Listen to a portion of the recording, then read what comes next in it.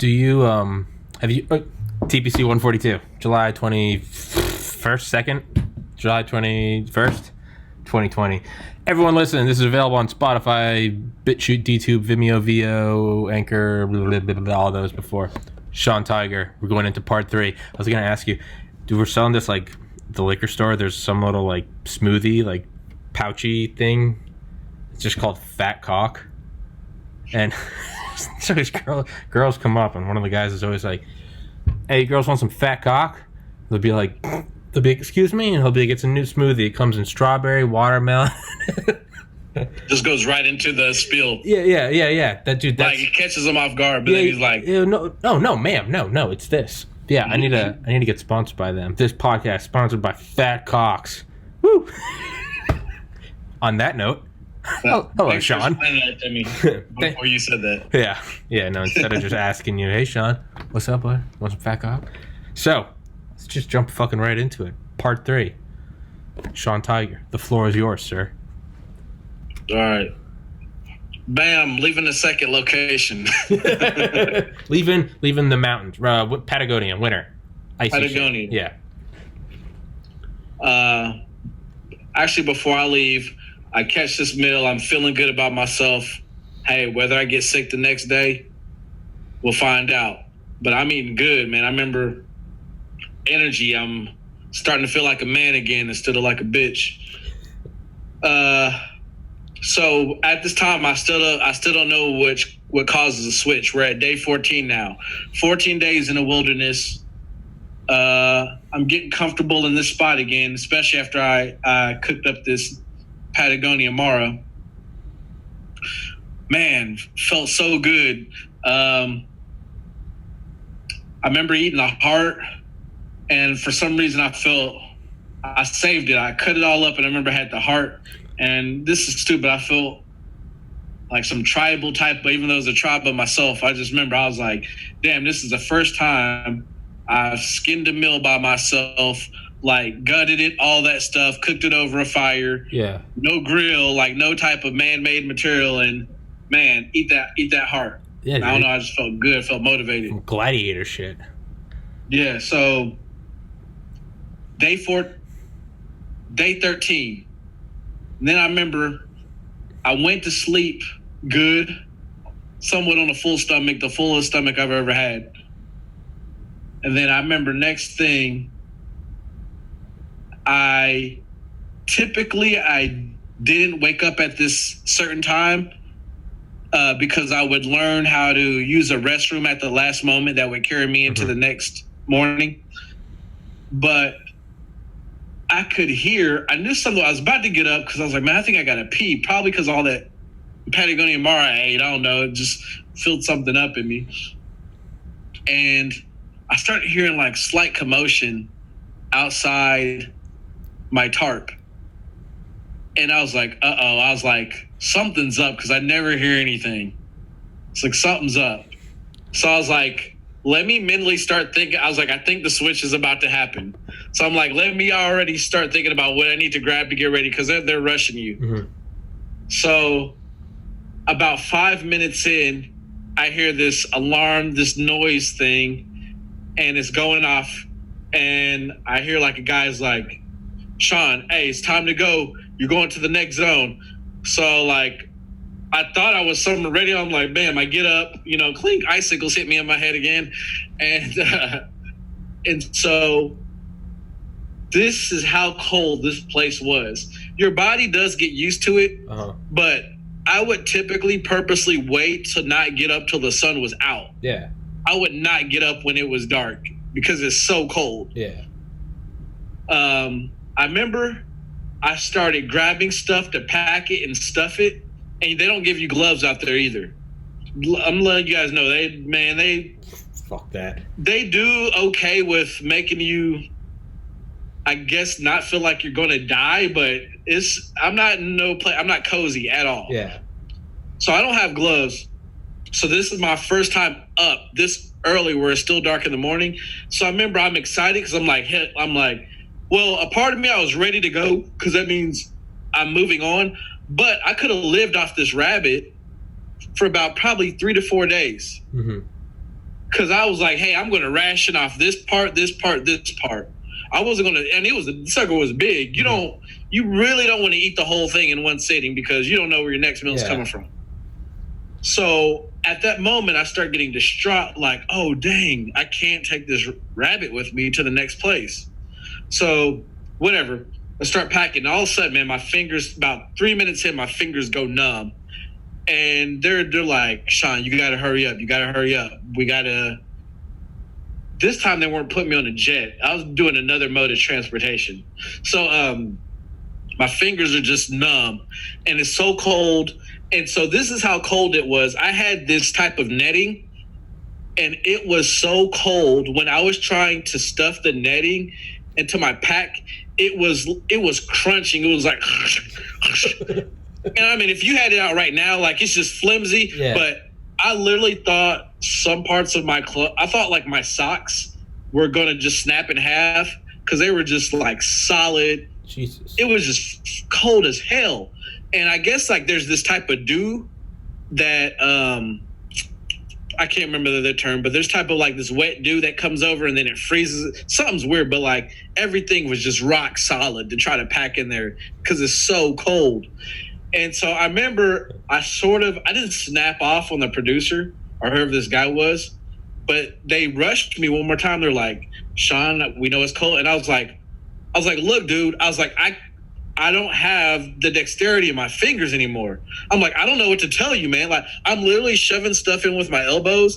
And I'm like, unless you guys are going to help me, then like, please stop rushing me. I can't, I'm like, Jesus. I actually need to take a break, man. I'm like, I don't know what you guys like. I sort of snapped off and they were all sort of like, I think they saw how irritated I was. And I think they're just like, all right, well, if you can, just, so, and I was just really pissed off because, black people, we don't like the cold anyway. So don't be trying to rush us in the damn cold, Yeah. Oh, man, I was so irritated. So, it wasn't like they helped me or anything, but I think they backed off a little bit. I was able to focus and like I remember I chilled for a little bit, just put my arms right here to get my fingers back. From that moment, I was able to pack, and they took us off to this place where I had to do these little interviews, and I felt it was a little bit better because there was more woods there. I just felt warmer there. They talked to me about some stuff, and they're like, all right, well, we're about to get you ready for transport to your next location. And they put me in this vehicle, and I just remember it was a long, I really have no sense of time. It was just a long ride, but even though it was long, I'm thinking so much about where I'm going again. That where it's like I'll take all the time I can get right now just to try to rest my mind, and I'm not having to worry about make a fire right now in the morning. They told me, they were like, hey, eat as much of this rabbit as you can in transport because as soon as you get to this next location, it's done. So I remember, you got to remember, I haven't really eaten in 14 days. So to where now I could probably, especially if I had some A1 sauce or something, I could probably save a little bit for dinner or maybe, but as hungry as I was, you have this weird type of thing, I guess, where your stomach starts shrinking or something like that. Your body goes into starvation mode and it starts basically it starts lowering like the threshold for everything. Like you don't need as much food. It doesn't burn as much. It starts shutting off other shit. Yeah. It was something like that. But then also you got to remember, all I had, it was just meat and whatever water I had collected in this little Ziploc bag type thing. And so, like, the meat's not marinated. It's sort of tough because you just sort of want to cook it through. You don't know. Yeah. And in that area, there's a virus called, I can't remember the name of this virus, but it's in rodents. You have to cook your stuff really well because it has like a 25% like fatality rate. Jesus Christ. And I can't remember the name of it, but they've talked about it on episodes of the show alone. But anyways, it's mostly a smaller rodents and some big rodents. But you got to cook that stuff. You got to cook that stuff good through. So, I mean, the meat was just tough, and it was like just me eating beef jerky. Some parts of it was of me just eating like lots and lots of beef jerky, tough beef jerky, because I just wanted to be safe. All right, so I get to this place called the Tundra, and it's just like it's a real rocky, barren place. It looks, when they took me there, when I first got there, it reminded me of almost like a Western movie. Okay. But just a lot of more boulders and rocks. Not like winter tundra? No. It was more of just barren, brown looking Arizona, New Mexico. Yeah, okay. But with some mountains, some hills, rocks. Yeah, okay. Fuck that. So we get to the spot and I just see just landscape, and then I see mountains off in the distance. And I'm like, oh man, here we go again. God damn it. Yeah, so all of a sudden I see these horses pull up, and I'm like, they're not about to put me on this horse. And so sure enough, they're like, hey man, they're like, we got the drones going, we got the cameraman ready, we're about to put you on this horse. So I'm like, okay, shit, like I'm about to be on a horse. I'm starting to feel like Django. I don't know if you ever seen the movie Django Unchained. Yeah. I'm like, all right, let me try to have some fun with this. I'm about to be on a horse. Feel like I'm in a Western. And yeah, man, they put me on this horse, and once again, time is different because I don't have a watch, and my recollection of time is just, there's no set schedule in the wilderness, really. Yeah. And since you move so many locations, it's like a reset. You don't really get used to anything. So, bam, I'm on this horse for maybe like 2 hours, and I'm just like, when is this going to end? It was cool, but I'm like, when is this going to end? Because I just keep seeing flat. Wait, and I'm like, when am I going to get to a part where I see somewhere? How long are you on the horse? I felt like 2 hours. Okay, all right. And so I remember about 2 hours, finally, I start seeing some crevices and some different type of formations. Well, we get there, we stop, and then one of the producers on the horses, and like, you know, this is just us. Like, there's no vehicles following us or nothing. I don't know if there's some stuff already stationed there, but finally he was like, hey, man, he goes, this is where we're going to drop you off. And he goes, and after that, you'll eventually, wherever you stop, we got your GPS location. We'll get the cameraman down there. And it made sense because this stuff was dangerous getting down there, because that's where the water was. And so I'm like, all right, good thing I know where the water is again. Thank goodness. I don't want to go search for water again. But to get down there, like, they warned me, like, please be careful. And it was sort of, once again, where I'm like, dang, dude, I'm at day 14. I'm very weak. Yeah. I have this pack now. When I first put it on, it didn't feel that heavy. Now it's extremely heavy because I've probably at this moment, altogether, I lost 30 pounds. So let's calculate I'm losing a pound a day. You're losing a lot of muscle. Let's say I just lost 14 pounds already. You're losing muscle. Yeah, and oh, definitely. Oh, hell yeah. And so I'm usually alternating every other day eating, sometimes 3 days not eating. It just depends. So I go and immediately the thing I'm looking for while I'm going down there is something to start a fire with. And so I remember before they sort of leave, I yell and I go, hey, can I start grabbing whatever I see right now?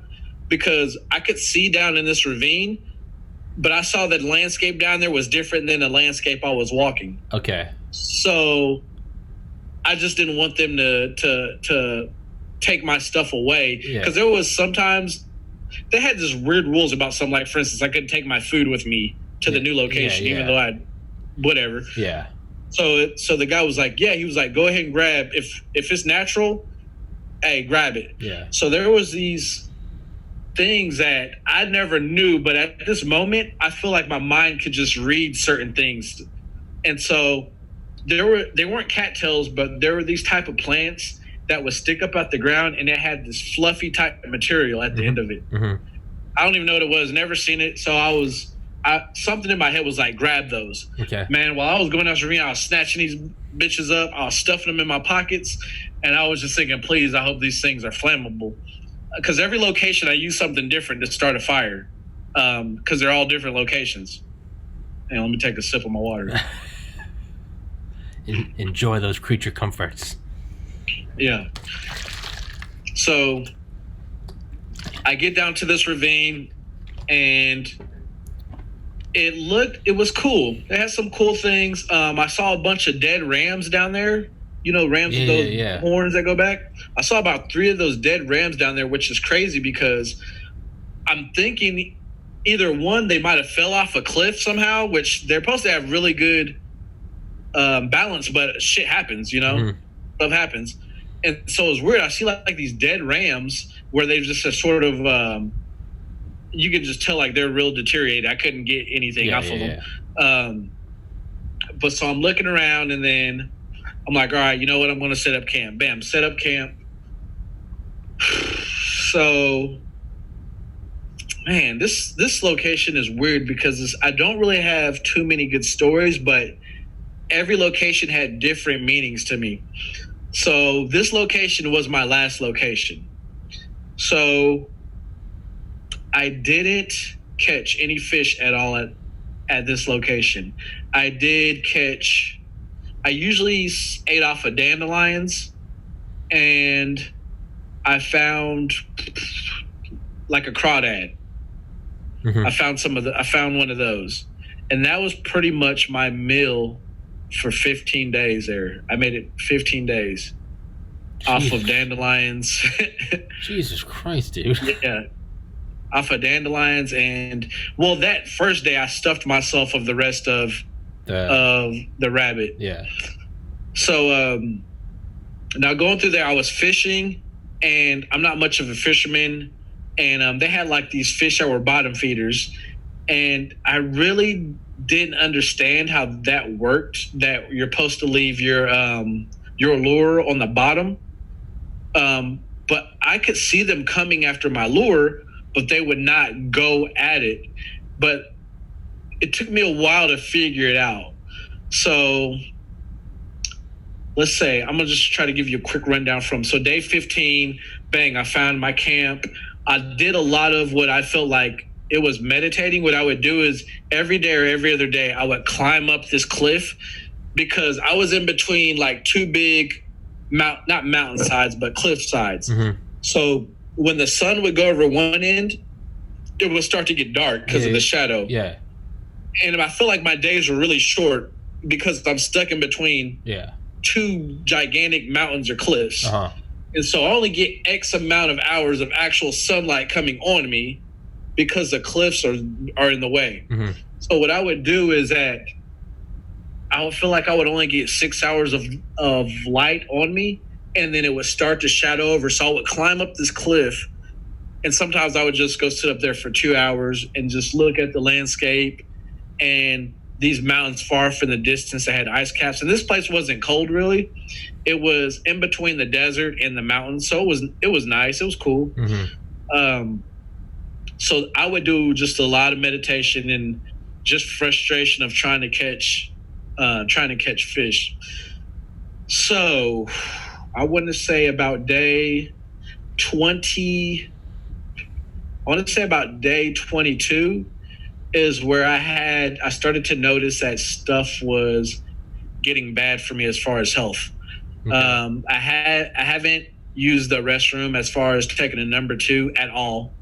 I take that back. When I ate the castor beans, I had diarrhea, but that was like second day. But after that, I hadn't used a restroom at all in a little over 20 days. So now the medics started coming into the picture a lot because they now want to see like how much weight you lost. They want to see where your blood sugar's at. They want to see what your vitals are like because your body's deteriorating. Like they really don't want you to die. Yeah. So So they started coming checking on me, and it was weird because I felt like they were the only people that I somewhat had some type of human contact with. Yeah. Because the cameramen, once again, the cameramen, they don't give a damn. They don't give a fuck. They don't give a damn. They're getting the picture. They don't give a fuck. Yeah. And so the medics, their job is to care about you. And it was nice because it felt like I finally had somebody who started caring about me. And they're like, hey, you man, are you okay? How are you feeling? Like, how are you in your head? How's your mind? You're like, let's check your heart, bam.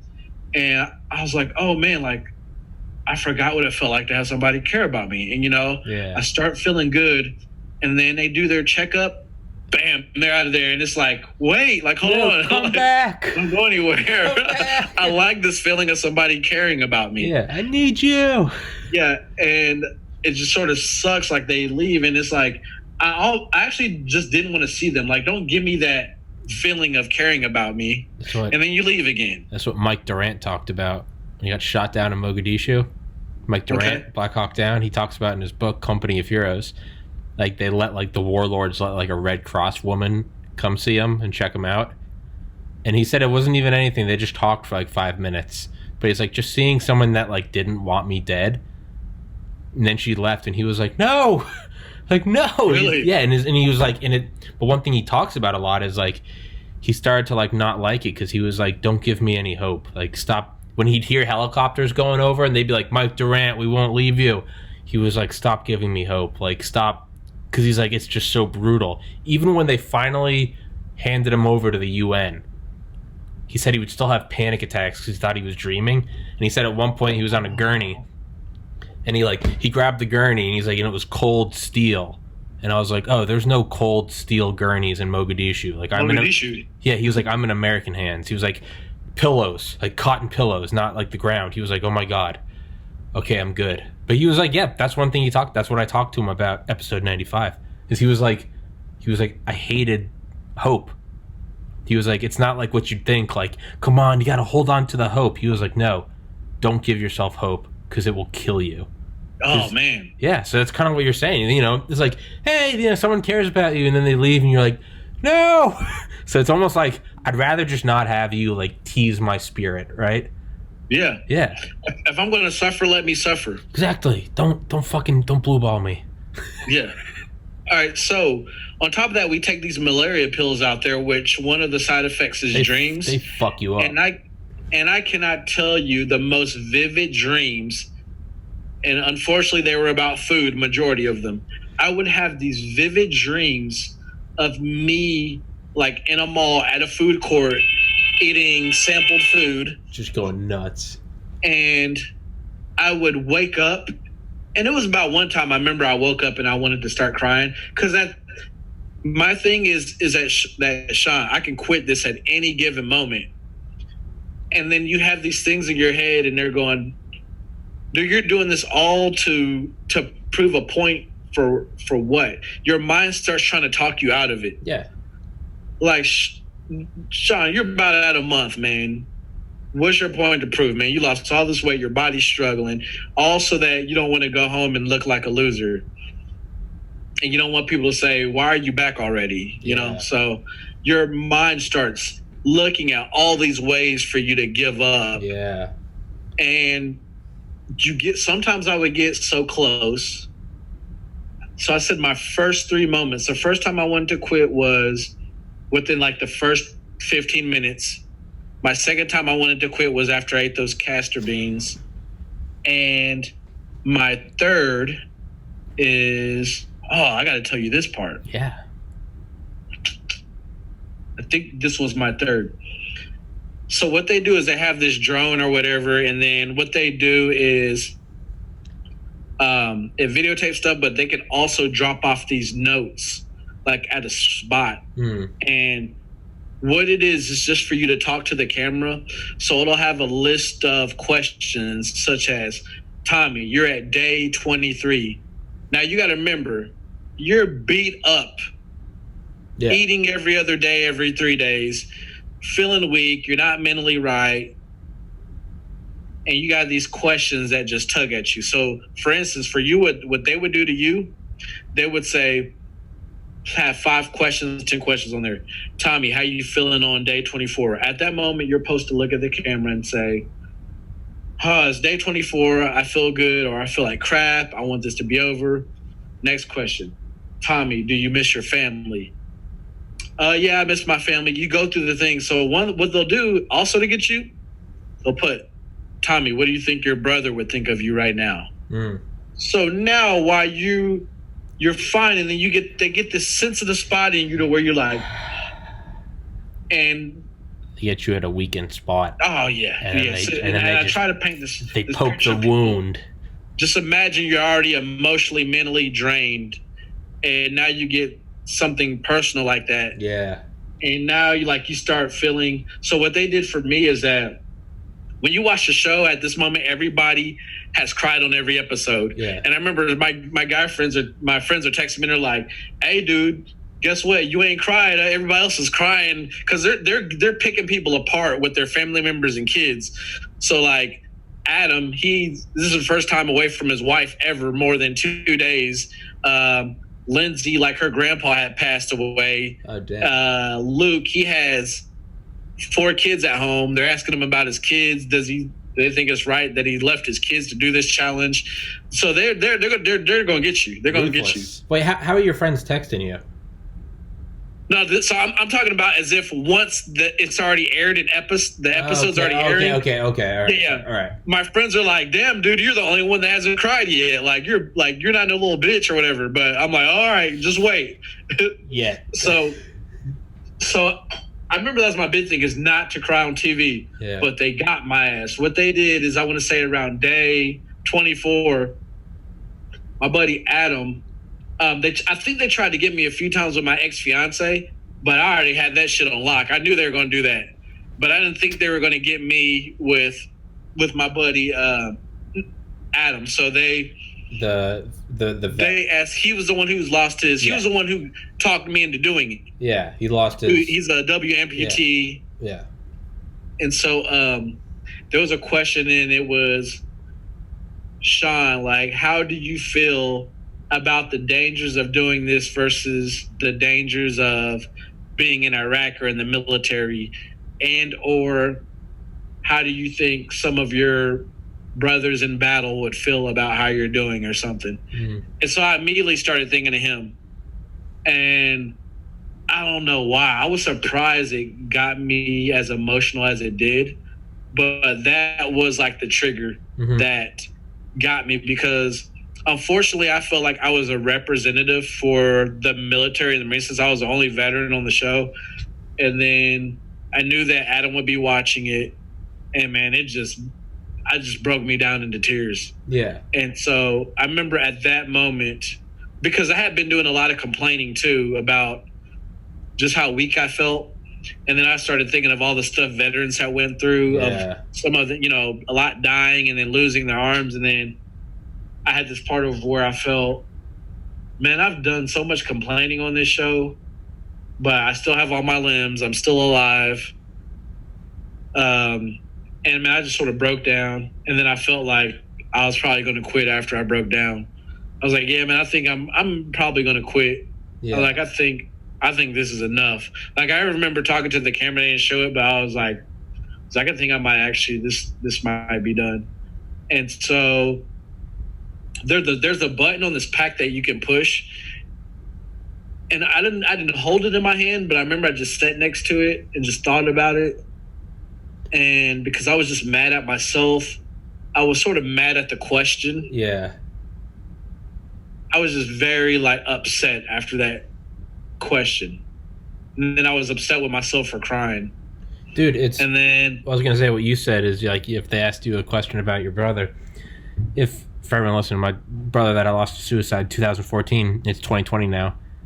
I'm at a point now that anyone can ask me anything, and I don't even I've contemplated it and thought about it and gone over it in my mind so many thousands of times that I can now answer it matter of factly. Not to sound like some detached psychopath, but you could ask me about what happened, and I would tell you with the same indifference that I could tell you about what I ate for breakfast. If, however, I'm on for whatever reason a couple nights and not sleeping well, I can go from not just eating well. Yeah, I can just go from like detached, like, yeah, no, this happened, he did this, you know, it was tough, blah blah blah, in like a quick 2 days of just like not sleeping well or being under the weather. And you ask me, dude, it tears my mind into pieces. And then like I get a good night's sleep, and the next day I'm like, why am I such a pussy? Like, what the fuck? Like, I was like, all right, so yeah, that's what you're feeling like. Yeah. So then that happened, let's say day 25-ish. Out of 30? Yeah. Day 25-ish. And so then I remember the medics come see me again. This moment I'm like 50% like, uh-oh. I don't think this is good because I feel like I'm seeing them more frequent.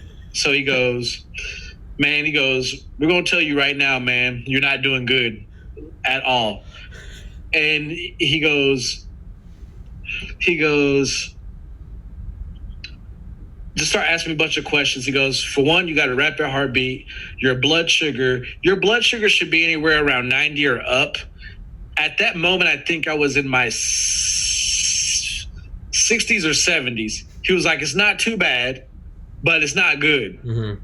Rapid heartbeat, low blood sugar, and I can't remember what the other thing was. Heartbeat, blood sugar. There was 3 big things. I can't remember. Oh, and I hadn't. What's that? Blood pressure? Rapid heartbeat, high, low blood pressure. That was it. Okay. Yep, rapid heartbeat, low blood pressure. And low blood sugar. Okay. And then on top of that, I hadn't used the restroom in 24 days or something. Yeah. All right. And so I didn't know how bad that was about not using the restroom. When I got home, I looked it up and I learned about sepsis and all this stuff. Yeah, constipation, dude. That's all that fecal matter stays inside you. Well, fecal matter, like poop is shit that your body's getting rid of. There is no more use for it. Toxic byproducts of digestion. It's like what they say. Keeping it in your body for a month. It's like if you ever look at like protein shakes or something, or protein powder, we always say drink a lot of water because like a byproduct of protein metabolism is ammonia, and it's fine in little amounts, but it's like drink a lot. Why? You have to flush it the fuck out of your body. But yeah. So if it's just sitting there, that's why like after I had my tonsils out, I was on Vicodin for like a month. Vicodin makes you constipated. So after like 7 days, I remember I was like, I'm kind of like fucked up on pain pills, but I was like, I don't think I've shit in a while. And I told my mom, and she's like, that's not good. She had to get like some like X-Lax and like suppositories, but it's like, it's bad. If it stays in you for a long time, and that was 7 days, I can't imagine. Yeah, that's shit, dude. That, I'm not a doctor, but that shit, that'll fucking kill you. Sorry, I keep interrupting you. Sorry. No, well, I at that moment they kept telling me it was a big deal, but I just didn't feel like it was a big deal because my stomach didn't hurt that much. They kept putting pressure on my stomach in certain spots, but I'm like, some of that hurts because I'm just weak. Yeah. And so, fucking tired. Yeah. So anyways, they told me, they're like, look, stuff's not looking good for you, and I was like, all right, cool, whatever. Like, it's been a rough road for me anyway. So they left, and then. 25, 26, 27, day 27, I knew that stuff was really possibly about to go bad. They came to see me again after I went, man, I almost caught this fish. I remember it caught my line, and dude, that was such an adrenaline rush. I'm like, it was my biggest one I'm about to catch. I'm like, oh my gosh, like, God dang it. I remember like I'm super excited, and man, it was probably about 20 seconds and bang, like it got off the hook somehow. I went ahead, bam, let it sink to the bottom, caught it again, then it got off again, and then I remember I was so depressed. I remember I just got up and I start walking back to wherever my campsite was, and at that moment, I saw the medical team wait for me, and they're like, hey, man, we got to talk to you again. And they go, we're hearing back from some of the producers out in LA, and we've been sending them some of like your vitals and medical stuff, and they're not too happy with it. And so this was crazy. So they asked me a series of questions, They're like, they wanted us to ask you these questions instead of doing vitals because they just want to see where you're at in your head. So there was 7 questions, and they're like, we're going to let you know if you mess up any of these questions, you're done. And so I'm like, oh, man. So obviously they asked me my full name, my birthday, and I think something of them thought I was just in like this autopilot trance mode. Sure. Trance to where I was just like, I could just go through the motions no matter like how I was suffering or something. That's another thing. Again, Black Hawk Down, Delta Force, they talk about it. They call it drone mode. They said after 24 hours and no sleep, they said all like the pain goes away. You stop thinking I'm tired, I'm hungry. And they say they just go drone mode, and they can go for like 48, 72 hours, where they said that they're just going through, they say you're not really there. You're just going through motions. It's just like acquire, target, kill, cover.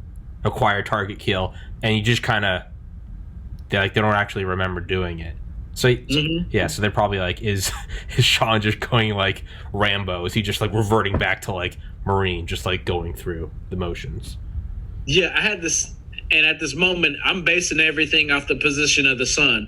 Like, okay, as long as I feel this way, like I felt yesterday, I'll be okay going in tomorrow. I don't care how I feel, as long as I can get So they start asking me these questions, and I almost messed up on 2 where I had to actually think. They asked me, now, I'm also letting you know, too, if you talk to Navy SEALs, they'll tell you that sometimes they can't even do the most simple, basic math when they're up for 3 days, or they put them through these crazy physical tasks, and then your mind is just on a different level. So they asked me what continent I was in, and that threw me off. At this moment, I did know I was in South America, but at that moment I couldn't distinguish between continent and country for whatever reason. And so they asked me what continent I was in, and I stopped, and I remember I just started looking in my head, and then he said we need something now. And then I remember I went, South America? And then he looked, and I go, South America? And then the other guy was just like, and he goes, well, he got it right. South America? The way I said it, I wasn't. Yeah. Are you pregnant? How's the baby? South America? And I was, I'm Ron Burgundy. Yeah, it was just like that, and I just wasn't too sure. I actually wasn't. But you got it right. The other medic guy was like, "You got it right." And then I remember that producer, I think he actually somewhat cared about me, but I remember he was like, "Motherfucker!" Like, I think he really wanted to get me out of there. Yeah. Well, he's a medic. He's a medic. He doesn't want you to fucking die. And so the medic was like, "You got it right." And then they asked me one other question. I can't really remember, and it took me a second or two, but I got it right. And so they're like, all right, man. And they go, we'll let you know, stuff's still not looking good for you. Man, they let me go on my thing. All right, so day 29 hits, and at this moment, I'm about to be at 15 days, and I'm like, this switch has to be happening soon, because I did 7 days. Now it's about to be 15 days at this one location. I know a switch. All I'm trying to do is hang on to this next switch to see where I end up at. And if I'm at a spot where I can possibly get, because I know there's going to be an island somewhere in the mix. I just have the feeling. I haven't hit the Amazon yet, and I know that there's going to be an island, and I don't know about the other spot. I thought it was 30 days. No, 60. Oh, motherfucker. Yeah. Oh, I was thinking that you got like 5 more days, and I'm like, come on, Shon. I'm like, you don't quit. Like, it's just 5 days. Just so they're like, all right, there's like motherfuckers not even at like 50%. We're just about to hit the halfway point. They're like, this guy might keep going until his body shuts down. Let me tell you what Shon, I gotta piss. Keep talking. Don't tell him that yet. Tell him a fun fact. All right. So the biggest thing that I told them that I felt that I was a man of my word about is they asked me numerous times. They go, look, we just don't want people coming on here quitting within the first few days. They go, what is it going to take to get you to quit this challenge? And of course, I had to give a good answer. Everybody's going to talk crap. Everybody's going to seem tough when you're just talking. But I had to promise myself, even though I wanted to quit multiple times, is I had to say it's going to have to be whether I break a bone, or it's going to have to be the medical team saying like, hey, we got to pull the plug on this guy because he's not going to quit. So leading up to the final day, I remember I woke up and I did have a weird feeling about stuff. Day 30, I had just this feeling, and I tell you other weird things that you may not believe unless you talk to somebody who's been in the wilderness or been in a survival situation before, is that you pick up these weird senses that are so much stronger that I don't have right now. I could smell certain things different. I could smell.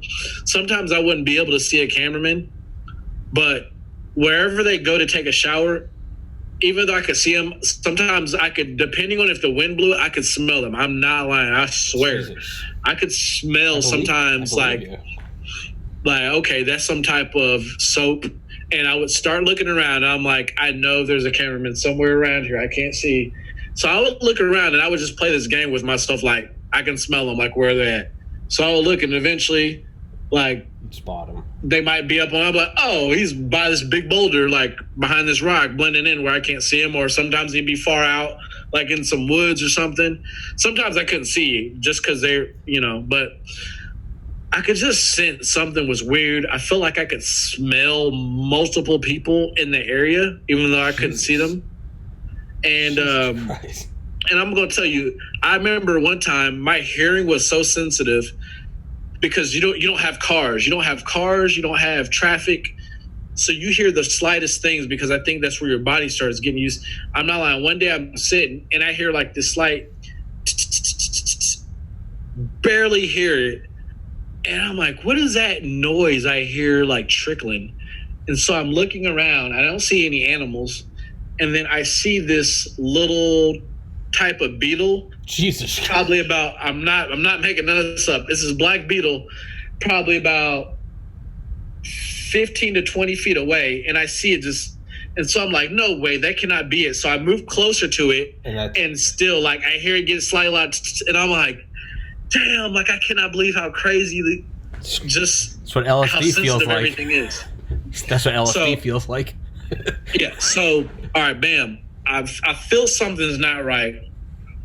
Medics come and see me again early in the morning, and I'm like, something's wrong. They don't see me this early in the morning, and they've been seeing me like every day now for the past 3 to 4 days.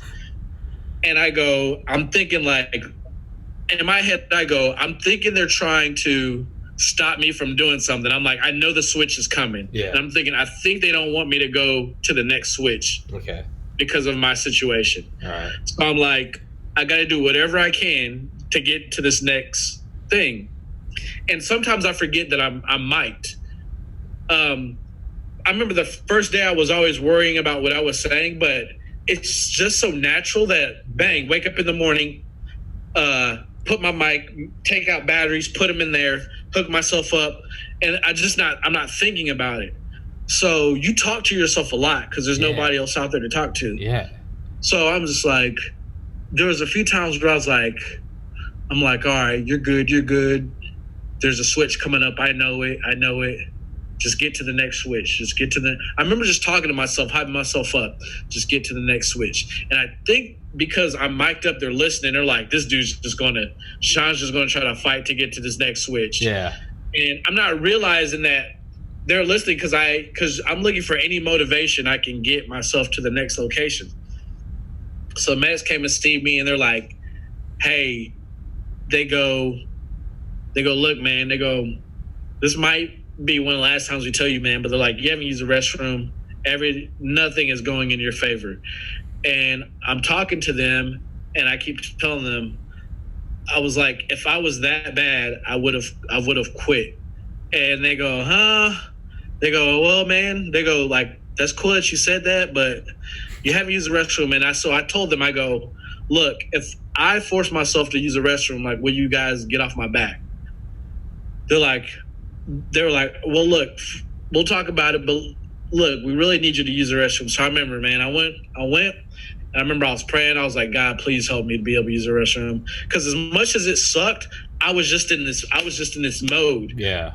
I'm not gonna lie, it sucked for me even just getting up like this. If I was out there right now on day 30 just doing this, yeah, I could not get up that quick. It would take me like this. I would be like, dude, I was in the hospital once for like a couple days, and like couldn't eat, couldn't drink, and I remember I was literally at some point it'd be like get up and just go like piss in this little like urinal they have, and I remember I'd have to like take off my oxygen, and I'd literally be like, oh, and it would take me like 5-10 minutes to like get up from bed, go across the room, and I used to be like, and I remember I'd always think, like, never will I take advantage of like what I just did. Sean, hold on, run to the bathroom, come back. I was like, like I would literally like I would feel myself having to piss, and I would start like mentally bracing myself, and I'd be like, okay, it would be like 10 minutes of bracing my mind, followed by like 10 minutes of action, followed by like resting. It was like a 30-minute like ordeal. Versus like now you just get up and fucking gotta piss real quick. Yeah, so you start becoming like calculated in your. Not that I was ever stranded out in the middle of fucking nowhere, but like, yeah, I get the idea of what you're saying. So, by the way, what time are we at right now? 46:30. Cool, because I gotta get. Don't let me forget about the Nazis. I have not. I haven't written down Argentinian Nazis, and I'm like, okay. We're touching on that. All right, so. But don't rush the story. We can do as many. Once we do all of them, I'm gonna stitch them all together and just upload one like 10-hour episode as well. If people just want to watch through it, so don't. We got nothing but time, man. I don't give a fuck. We can. You can tell the story over the next decade for all I give a shit. So, they come. I go, and I'm like, God. At this moment, me and God would be best. I think we best friends because I didn't talk to him a lot. Yeah. And I'm going to tell you this. No way in hell I thought I was going to make... After I went through my first 2 days, I said, there's no way in hell I'm going to make it a week. I said, there's absolutely... I've done thrown up, done shat, diarrhea everywhere. There's no way in hell I'm making it to 7 days. Look, I'm not. Some people will take credit for a lot of things in their life. I can't take credit for everything in my life. I just can't. I don't know. I think it's a miracle that I'm even here. So I was like, God, whatever you can do, please help me to be able to use the restroom. Please, please, please, please. Because at this moment, it's do or die in my head. Like, Pete, there's this part where at the beginning I'm like, dude, this is a show. Who cares? If you go to quit. But then there's this part of me that's like, nope, not hell no. This ain't a game. Like, it's become like all the struggle I already went through. It's past the game now. Yeah, like personal. It's a part of my life where now I believe like it's life or death. Yeah, I can't. It's hard for me to separate that I can quit now. Yeah. So all of a sudden, man, I had like this 7-minute battle of just squeezing. I remember I was pushing in my stomach with my hands. I was crashing out. I remember I started sweating, and I would do these breathing patterns, and then I would just like grunt. Man, I just went through this intense battle, and finally I was able to use the restroom, and I could just tell like even what came out of me was like did not look right because this has been in me for like a month. Yeah, Jesus. And I was like, wow. And I was like, well, I use her. And I remember afterwards, like, I remember I got these leaves, cleaned myself up. And I remember afterwards, I was just like, whew. Like, I just felt that I had ran like a marathon. So I remember I hobbled back to where my camp was. And the medics were like, well, and I was like, I used the restroom. And they're like, I was sweating. And then they go, one of the medics was like, I don't think you use the restroom. I think he's, and I was like, I can show you where I use the restroom. I think they thought I was lying. Yeah. So I showed them, and then they went and they're like, they got some samples, I guess, so that they could test if I had like some type of virus or whatever. Yeah. And in my mind, I'm thinking, I'm like, yeah, motherfuckers. Yep, I'm about to go. Y'all can't stop me. Like, I got this. So y'all know let's not try to get sidetracked, but y'all know where sometimes in black culture, people are like, yeah, the cops hating on us, always trying to hold the black man down type thing. Yeah. Like, that's how it was. It's like, yep, y'all trying to hold me Medics back. trying to hold me down. Black power. Like, y'all don't want me shining. Yeah. And so even though like I'm exhausted, I'm sitting there like, oh shit, yep, y'all got no more excuses. So they come back to me. It's like the first time you don't what? What's up? As like being a kid, it's like the first time you like use the toilet by yourself, and you're like fucking proud. You're like, yeah, I just shit. Go check it out. I don't need a diaper. Fuck out of here. I'm a big boy. So fuck the medics. So they came back, and he was like, all right. He was like, hey, you use the restroom. He's like, but we're gonna check your other stuff. And he goes, I'm really worried about your heart rate now. Your blood pressure now. Let's do these and then we'll talk. They ran all that stuff, and then this is why I knew something was up. At the moment, I was like, you son of a bitches. So all of a sudden, I remember he's writing down stuff, and as he's writing down stuff, he's like this. Then another thing, he's like, I see him, he calls another one over. They're talking in Spanish or whatever, Portuguese or whatever. And I'm like, oh man, here they go. Here they go with this bullshit now. He writes out some stuff, and all of a sudden I see him he gets the radio, and I'm like, all of a sudden I see two more people come. I see another producer, and I'm like, I look at him and I'm like, oh no, I'm like, nah, man. And he's like, Shon, hold on, whatever. I see these dudes like in a huddle talking, one on the radio, and so finally, this is how I knew it was a wrap. I think one of the main producers who wanted to pull the plug on me like 4 days ago, he comes up to me. He's like this, like, so he walks up, coach. Right when somebody takes a knee, somebody's about to propose, or you about to hear some badass fucking news. I need to talk to you, bro. He came down and kneeled, and the two other medics are there, and he's like, hey, Shon, he's like, look, man, I just need you to be honest with me, man. He's like, how you feeling, man? I'm like, I told you I'm good. I'm here. I was like, I just used the restroom. And he's like, all right, man. He was like, look, man, he goes, look, we understand this is a show and everything. And he goes, man, I try to let the medics do what they do. And man, I know you're a Marine. And he goes, I just feel that there's something in your head that's not right, of where now you just, like, now you in your head, you think this is like life or death type of situation. And it shouldn't be that way. Mm-hmm. And I was like, man, I'm fine. Like, I'm past anything you want me to do. I'm passing it. He was like, you're pretty much failing everything as far as the medical side. I'm passing all my tests. No, you're not, bud. You're barely fucking alive.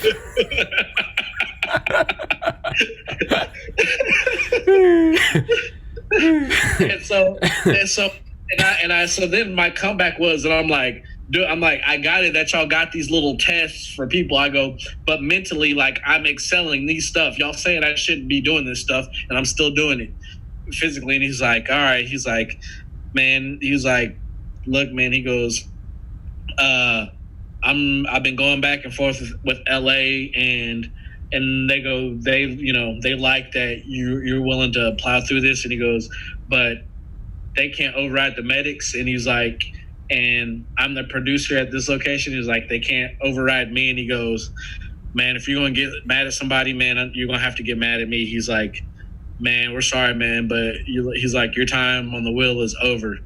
And then, like, I remember, like, I thought that if that point came, I thought in my head, because I used to think about it, like, what if they told me, like, it's over? I thought I would have been like, woo! Yeah. Finally, I'm about to go eat some food. Yeah. Like, I thought that's how it would turn out. Like, hey, y'all said I couldn't keep going. Yeah, yeah. But, man, dude, it hurt so bad. And I remember, man, I felt that, man, look, I'm about to put my life on the line. Now y'all tell me, like, I can't no more? Because this is all I knew for the past 30 days. Yeah. This is my new life. Yeah. this was my new life. And so, dude, I remember I just started crying right there because I felt like if I want to fail, let me fail on my own. Mm-hmm. Don't assist me. Yeah. Which I do take blame. Yeah, I should have done a better job. Shoulda, woulda, coulda. But survival shit just doesn't go perfect. No, there's no way to fucking plan that. Yeah. So, man, I just remember I just started crying, man. And then I thought you were going to say that the producer comes over to you and you're like, dude, I've been passing all the medics tests. I thought he was going to be like, what medics? What are you talking about? Like I'm hallucinating something. Yeah, like, Shon, what the fuck are you talking about? The medics. And they show you the video and there's just nothing. No it's medics. Just you talking to like a rock and like a dead skunk. And you're like, guys, I'm fine. Why is he telling this bird where his poop is? You're like, sir.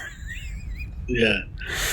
So that happens, man. I start crying and they bring this damn stretcher out. Yeah. And I'm like, I'm not getting that damn stretcher. Yeah. They're like, yeah, you are. And they're like, Shon, they like, we got a long hike to get out. They're like, you remember what it took for you to get down here? You got to go back up. And I'm like, but now I'm just so mad. I'm like, no, I ain't getting that damn stretcher. I'll make it out. I'm like, I can't take the pack. Like, if somebody can take my pack. Yeah. And they're like, nah, man. So I had to get in. So this is a slap in the face that nature will do to you. I hop in this damn stretcher. They carry me out. Plus, I think they wanted to look freaking cool for TV. Like, I probably wouldn't have made it. I think I could have made the hike out as long as I didn't have my pack. But whatever. So I'm on this stretcher thing. My biggest thing I was terrified of was snakes, especially if I got to the Amazon. So all I remember was I was like, God, just please keep snakes away from me, blah, blah, blah, blah. But by day 20, I remember flipping over rocks trying to look for snakes because I didn't give a shit. Where when you're hungry, you're just like, I'm going to kill them. When you're hungry, you don't get, that's why I try to tell you, when they came in, there's a part to where you're like, you just don't give a damn no more. Yeah. And so I remember I was flipping over rock, couldn't find any snakes. And I'm like, what the hell? So I'm on the stretcher. About 10, 15 minutes of me being on the stretcher, I hear this medic person go, whoa, whoa, whoa, whoa, whoa, whoa. And I'm looking up at the sky, and everybody's like, oh, snap. And they're like, whoa, whoa, watch out. And they're like, there's this big snake. And I'm like, I'm literally in a stretcher, and I'm still hungry. So I'm like, what? I'm in a stretcher like, Shon, shoulda, like, I'm like, motherfucker. I'm like, 15 days here, I don't see one snake. Let me at him. Yeah, now there's a snake. It was just such a slap in the face, man. I was just so mad, like, son of a bitch. And so, so then they tell me, they take me up to the spot, and I'm like, at this moment, I'm like, look, y'all done told me everything's over. Give me food now. Mm-hmm. And they're like, look, we got to wait because when we give you food, it's going to take time for your body. Yeah. Whatever. They give me some soup. Fast forward, they talk to me. They take me to this other center. They weigh me and all this stuff. And this is my first time I see myself in a mirror. So, like, at first I couldn't really take it in. But then they put me in this room and they're like, this is where you're going to be for like the next 2 days. Because we're still trying to figure out where we're going to send you next. We still got to send you to the actual hospital down here in South America. Because right now they're just doing medic stuff. Yeah. And they can't take blood or any of that really. So, before they got me on that stretcher, my blood sugar was at like 47. Jesus Christ. And they're like, Shon, there's a good chance you could go into a coma. And so I was like, let me at the snake. So I didn't understand, but now like it makes sense. So anyways, they put me in this room, and I remember it's the first time I see myself in a mirror. And then I almost cried again for the third time because I just couldn't believe how my body take looked. It in. Yeah. I was like, oh, because you look at the water and you can see your reflection in the water, but it's moving and it's, you just really can't see details. And then I was just like, oh, snap, this is crazy. And then I remember I took my first shower in 30 days, and I just saw this dirt and stuff coming off me. And I was so dirty. Like, I just remember it took like 5 minutes of me just pouring soap and shampoo in my hair to get a lather. And Did they let you go take a shower by yourself? Like, if you're so weak, or has it been a little? Has it been? Okay. So what they did, they gave me this. I had soup first. They're like, we can only give you soup first, and then I don't drink that much soda. I don't drink that much at all. But I kept having these crazy cravings out there for stuff I would normally ever eat. For whatever reason, I kept craving lobster. I would crave popcorn, and I would crave soda. Pregnant women have like crazy cravings, and it's because they're like deficient in something, and their body's like, you need this thing now. And maybe there's just, if it's salt, instead of thinking you need salt, instead you have this, you're like, I need Pringles. And the reality is like, yeah, you just need salt. Yeah. I was gonna say the other thing with food, like concentration camp victims, some of them actually died after they were liberated because they ate so much food, but then it would just fucking like split their stomach. Yeah, they'd bleed out. Yeah. Yep. Yeah. There's another disease of that where when you're starving, and then if you eat too much, it's not that your stomach will split. It's called something else, but you'll end up dying. I can't remember the name of it. Yeah. I don't know if Bear Grylls or somebody, that dude who was on the Wild Man, he did the thing alone by himself where he would. I can't remember, Wild Survivor something. Yeah. Les Stroud, he talked about it too. Yeah. I think. Yeah. Where it's not that your stomach will split open, but like all these nutrients rushing your body like at once, and something happens and you end up dying like within a day. Yeah, you can't your body can't take it. It's because everything's so. It's like if you like drink. It's why like heroin addicts like die. It's like they get their tolerance up because they're getting higher and higher doses, and then they'll get clean, and then when they relapse, they go back to the last dose they used. Oh. Well, that's their highest dose. So now they're taking enough to like kill 5, and they die. It'd be like if you haven't gone to the gym in a year, and then you go back and you're like, rack it up, baby. Pick it up and it breaks your chest. Shoulders pop out. Yeah. That's how I'm going to be, man. I haven't been since before quarantine. I'm going to fucking go in there and break my arms. Sorry, go on. So you're in the shower. They give you soup, craving, shower soda. So I come back down, but I'll let you know, I've only seen now in the past 30 days, maybe about 4 or 5 people in a group, and those were the producers, the medics, and the people that carried me out.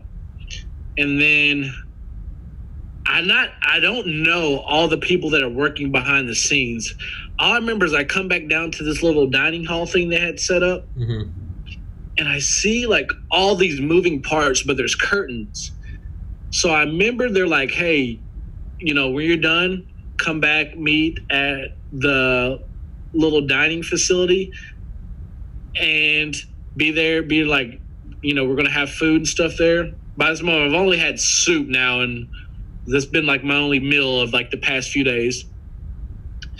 And so I get down there, I open this door, man, there's like 20, 25 people.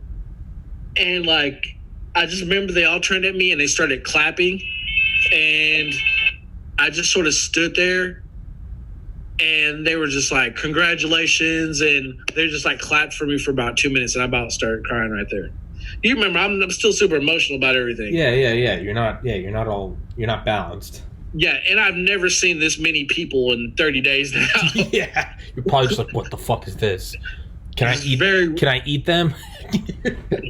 Well, and then on top of that, I see all these plates laid out, and they brought all this food out, and they had me sit next to the medic. His name was Gustavo. He like monitored me, and shout out Gustavo. Yes, Gustavo, man, he was a cool dude.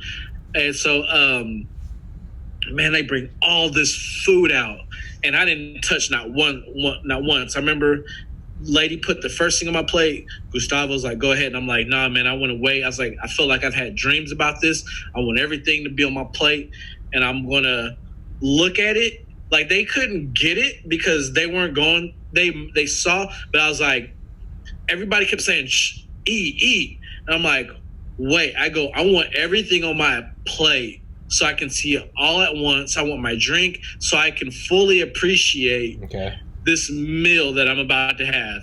I'm like, y'all don't even get it. And like, they didn't get it, but they understood. They were like, so I waited till I had my plate with everything. And I remember I just prayed, and I was like, hey, Lord, thank you for this journey. whatever's in front of me.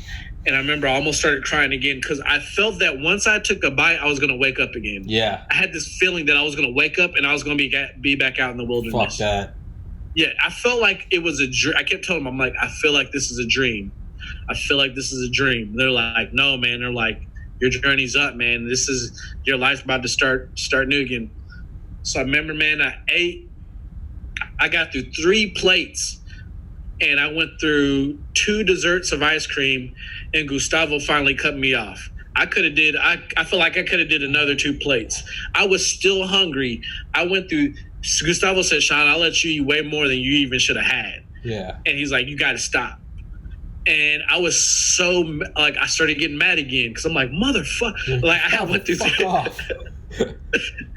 And so this is what I had. This is what I had planned out too. Is I saw this area that they had where they had some potato chips. I was like, cool. I was like, fuck it. I'm like, when I pass that area, I'm gonna fucking take some fucking chips and eat them in my bed in the night. So I remember like they stopped me and I walked and they fucking had put all these fucking chips up where this area that I was walking by. I was like, fuck. Cause dude, I got back in my bed and I was still hungry. I believe it. Like I was satisfied with what I ate, but like I was just still hungry. Yeah. Okay, bang. That's done. I go do all this other miscellaneous shit at the hospital. We go to this. They take me out to actual city. I go to this hospital. They film that. They take my blood, and then we go to this one spot, and I can sort of tell that one of the producers makes a comment. I remember when I would go certain places, people would just look at me. And then one of the producers, he's like, hey, man, he goes, Shon, he goes, dude, I bet you're the only black person probably within like 100, 200-mile radius. And I was like, you know what? I think about that too, but I just didn't want to say anything. He was like, because he was just noticing how some of the servers and stuff would just look and they'd be like, he said that they would ask like, who am I or something? Because I would be with a group of people. Yeah. And they're like, who is this guy or something? This like famous person. Yeah. Who's this? Yeah. And so now we're going to end it. We're going to end it with the Nazi conversation here. Yeah. All right. So we go to this place. This shit is nuts. All right. We go to this place. It's Bariloche, Argentina. Bariloche. They're like, hey, we're about to transport you to this spot. You might see some Americans there, but it's still going to be it's a tourist spot, but it's going to be still a lot of Argentina. You might see a few Americans there maybe, but it's because if they want to ski or something like that. So this is where I first realized, like, dang, I'm back in civilization. We get there. I remember my ears started hurting because I heard traffic. Traffic was coming, cars honking. Everything was so loud. Like, actually, it wasn't, but it was just so loud to me. It was my first time being in, like, civilization. Cities, buildings, hotels was so loud. But then a part of me, when I first got there, I was like, all right, I get this is a tourist spot, but something doesn't look right. I don't feel like I'm really in Argentina. Something's up. I was looking at the architecture of the buildings, and I was like, this is weird. This doesn't, I'm not from South America. Looks a little like Germany. So, I'm like, this architecture does not, whatever. I've been in the wilderness for 30 days. What do I know? Yeah. So finally, I have like this handler chick, and we start going to restaurants. I remember this ice cream joint I would hit up every day because I would crave ice cream too. I was at this city for about 5-6 days before they could give me a flight out. And then my last flight would finally be back to America. And so we go to this one spot, and it had this weird German name. And so finally, one of the producers, I don't know if it was the day before or something, I asked him, I'm like, what's up with the architect? Like, what's up with the architecture here? And he just looked at me, and this, like, a lot of these producers they've been to, you look at their passports, they have like 70 stamps on their passports. Yeah. They've been everywhere. So I think when they go to these places, they just hear the info that goes behind everything. Yeah. And so he was like, "Oh man," he's like, "You ready for a history lesson?"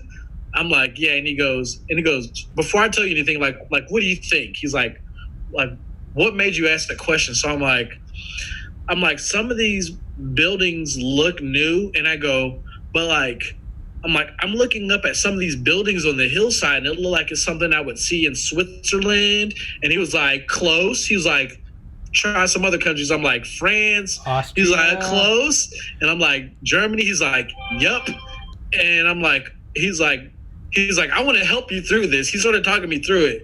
And he's like, why do you think that there might be German buildings all the way down here in South America near Patagonia? I'm like, dang, man. Like, I was like, I just don't know. And then he was like, all right, man. He's like, I'm going to help you out. He's like, this is where Nazis came after the war. Like, they fled to other places, but this was like a hotbed. Adolf Eichmann, Joseph Mengele, all of them. Yeah, and he goes, he's like, they actually captured some high-ranking officials and generals in Bariloche. I'll send you a book called Killing the SS. It's the Mossad, the Israeli CIA. They actually came to there and kidnapped Adolf Eichmann, the architect of the final solution. They kidnapped him and put like makeup on him and drugged him so he looked like an old man. They took him out on a flight to Tel Aviv. And then they put him on trial in Israel and hung him. But yeah, Israel was hunting down these motherfuckers for like 30, 40 years after the war. They found Mengele after he was dead and buried. They dug up his grave and found him. Israel they took no prisoners, man. But yeah, dude, they all went there because the government, I cannot remember. I just finished this book. It's but the government they were sympathetic to the Nazi cause. They were some fucking neo-Nazis themselves. And they were sympathetic to the cause, so they'd have them come work for their security services because they were racist as fuck. They were like, "Hey, you want to get rid of our undesirables?" And these Nazis were. One of the quotes was, "When they asked me to come work from Adolf Eichmann, when they asked me to come work for their state police, it whetted my appetite for murder again." These guys are fucking psychopaths. But yeah, sorry. So yeah, no, they all went there, and they had little German bars, and they'd build townhouses that reminded them of the fatherland. Fucking psychopaths, dude. So yeah, you're picking up on it. Yeah, it was really weird just seeing these distinct, and they weren't crappy buildings. They were good looking buildings. Oh yeah, they came over with a lot of gold. They were good looking buildings. It wasn't like just some bullshit huts they made up. And so he told me all that, and this is what I want to say before we stop here. Yeah. I don't want to say I'm a conspiracy theorist, but the military opened my eyes to a lot of things. People talk crap about like a lot of other conspiracies, like going to the moon, flat Earth. There's one I saw about whether the Holocaust really happened. Yeah. So like, my thing is, I've been skeptical on all of those, and I've looked into all of them. Whether I believe them or not, no, but like the military definitely opened my eyes to things that were being reported back to America, but wasn't actually happening. So me being in the military is what definitely made me start looking into conspiracies, and some I'm like, I actually do believe it now. I'm not going to say which ones, but people judge you on that stuff. But so one I saw was that I love conspiracies. I love them. Don't worry. I'm not shooting you down. I love these. I love them all. What the ones I do or don't believe in, I still love them all.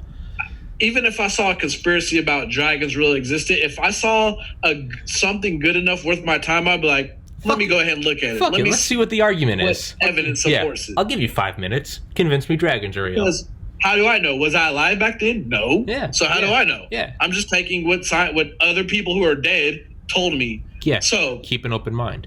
Yeah. And to be fair, before I go back into the whole Nazi thing, now, where are we at as far as time? We're about to shut it down anyway, but where are we at on time? Hour 14 and 30 seconds. Right. 1 hour, 14 minutes, 30 seconds. Okay, so when I was in school, I don't know about you. Some people might get mad, but I sort of don't care. When I learned about Thanksgiving, this is what I felt like they taught me in school. I felt like they smoothed everything over and they just said, hey, there were Native Americans here. We came as pilgrims. We just made peace with Native we all Americans. got together, made some peace, and we celebrated. Hey! And then they said, peace, you can have the East Coast, and we are like, cool. And then some time passed, and it's 2020. So now this is my point again about why I'm open to conspiracy theories, because I thought as a kid, did I remember me coming to school dressed as an Indian sometimes? Yeah. Maybe fourth grade, I'd be a pilgrim. I would alternate every other year. Yeah. Like, oh shit, we just be eating and stuff, and it was cool. Yeah. Like, dude, that's cool. Like, they came over here, made peace, and everybody got along. Yeah. And then, obviously, as I get older, internet opens up, and I'm like, what? Like, genocide, bio-warfare, smallpox blankets, slaughtering them, government sanctioned slaughters. Like, so now, I'm like, what the hell? Like, so what else? No wonder there's conspiracy theories, because I was taught that. And then it made me think. I'm like, I don't think I've ever actually met a Native American in my life. Yeah. Seriously, it's so. Then it's then the next natural step is, what else is real? What else is fake? Thank you. Yeah, that is my point. Yeah. And that's what people don't get is that, some of the conspiracy theories are probably garbage, but now do I really know? Because as a kid in my social studies books, which everything, that's what I'm supposed to go by, because that's what they're teaching me. Yeah, in my mind, they all sat at a picnic table and fucking passed the bread and butter, and it was, hey, it's just gravy.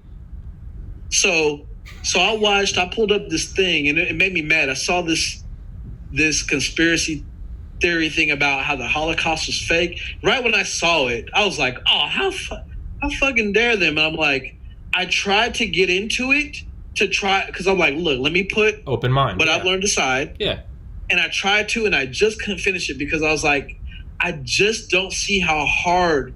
I just don't know how they could. And I was like, and on top of that, let's say if it was like, you cannot fake films of. You tell me all these people were willing to be filmed like with their bones sticking out. Yeah, where would they get these people?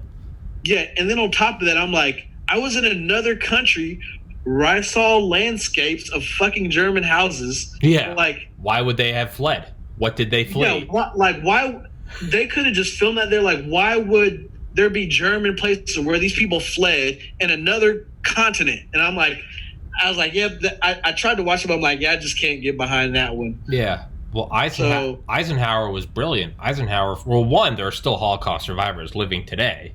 And it's like, okay, so that's like another thing. Thanksgiving, they're all dead. But like, they're still. But Eisenhower, you should look it up. There's actually an Eisenhower quote where he came through and saw one of them, like Dachau or something.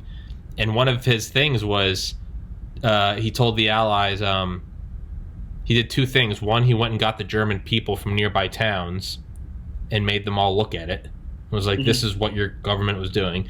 And then the next thing he said was, I want you to empty like your film. I want you to use up all of your film taking videos and pictures, because he said one day, a long time from now, people are going to start doubting this happened.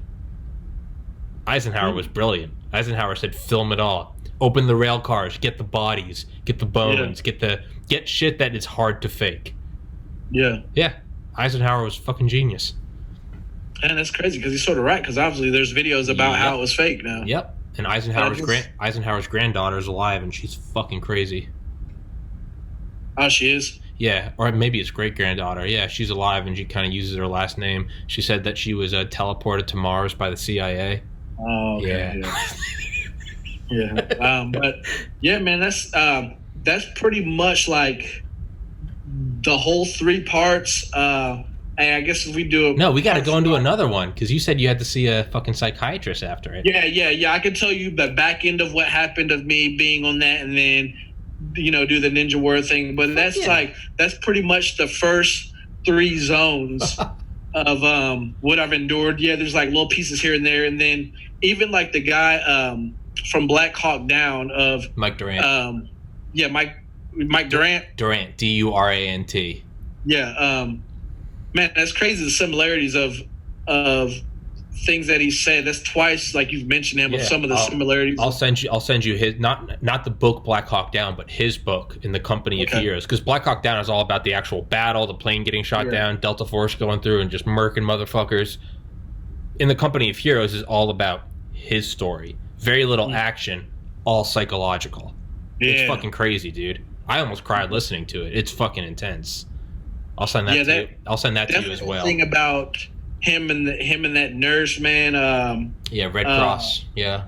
Yeah, send me that, man. But, yeah, that's pretty much my first 3 zones, and then we'll do a part 4. Fuck yeah. And I'll tell you about the back end, and we'll talk about a little bit of the Ninja Warrior stuff, and man, I guess we'll leave it at that, or see what happens after that. So you should I want to start fucking phone. Have you I don't know if you know Joe Rogan. Obviously, he has like 1,500 episodes, but he has these little episodes that aren't technically Joe Rogan episodes. They're called Fight Companion, and it's where they watch like MMA. Because someone like me that has no interest in that, everyone, I'd always be listening to Rogan podcasts and then eventually devolve into MMA commentary, and I'd be like, I don't give a fuck. And I think he kind of picked up on that, and so now he does Fight Companion, and it's for people that want to. So not that I want to make Tinfoil Companion, like tinfoil hat. I want to start doing episodes that are just purely for conspiracies and shit. I actually talked to Nick Phelps about that, where it's you just come in and it's just all bets are off. Everything is fair game. It can be fucking dragons. It can be the fucking Thanksgiving. It can be. We'll do that one. We'll do that in a couple weeks. I want to start doing a Tinfoil Companion. Okay. So for normal listeners, if they don't want to listen to fucking aliens and the moon and shit, they can tune out. But I want to do Tinfoil Companion. Okay, cool. Yeah, man. That'd be fun as fuck. He's probably good on that because he did the military, and I definitely have my opinions. Me and Nick, we might. We have some different interests and stuff, but some things we agree on, we agree hard on too. So yeah, I'm excited to do those. Those will be because normally when you start talking about conspiracies, I don't mean you, I mean like me. Yeah. I always have to like preface it with like, this isn't necessarily what I believe, but I kind of want, I want to do separate episodes for them, so there doesn't have to be that preface of, this isn't what I actually. It can just be, hey, this is a conspiracy episode. If you're not interested, tune out. Just like balls out, just like talk about anything, like goddamn lizards in the White House, just stupid shit. Or you can talk about UFOs and Roswell and fucking everything. I love it all. Yeah. Yep. So we'll do those. But yeah, man, let's do you want to do? I'll text you after this. We'll set up the next one. All right, man. Thanks for having me on again, dude, man. Thanks for doing it. Thanks for doing it, man. Be easy, buddy. Peace. Later.